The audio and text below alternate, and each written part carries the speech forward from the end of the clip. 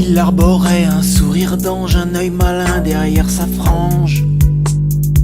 Le troubadour perché sur sa Micheline, absorbé dans l'écriture de son lait, ligne après ligne.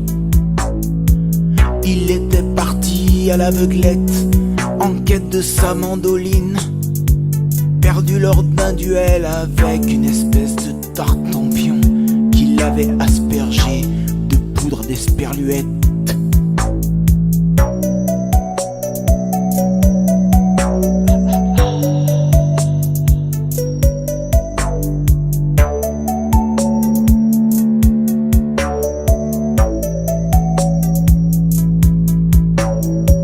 En regardant l'horizon du haut de son wagon, il se posait mille questions, des interrogations métaphysiques pour ce simple baladin.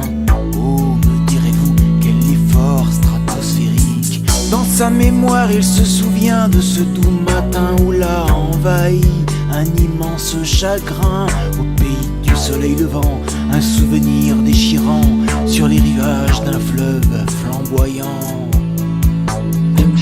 Une demoiselle sortie du fond des âges, par-delà les mers au pays des sarcophages, lui avait littéralement brisé le cœur, effeuillant son amour comme on effeuille une fleur. Une demoiselle sortie du fond des âges, par-delà les mers au pays des sarcophages, lui avait littéralement brisé le cœur, effeuillant son amour comme on effeuille une fleur.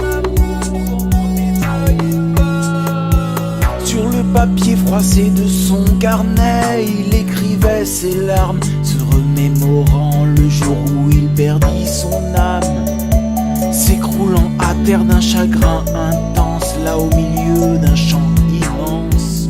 Autour des astragales finit pour lui son idéal.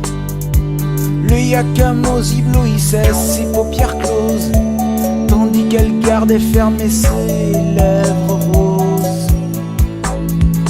Alors pour soigner la douleur de ses mots, il s'était enfui par monts et par vaux,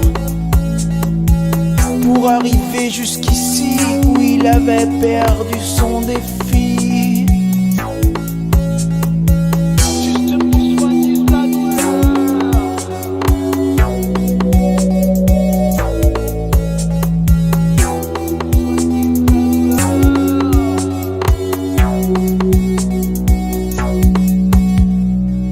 Le voilà maintenant sans amour, sans instrument.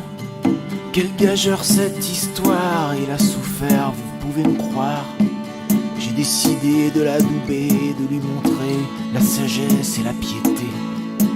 C'est bien facile, je vous l'accorde, mais du talent il en a.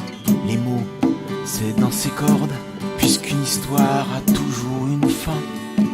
Alors faisons en sorte que celle-ci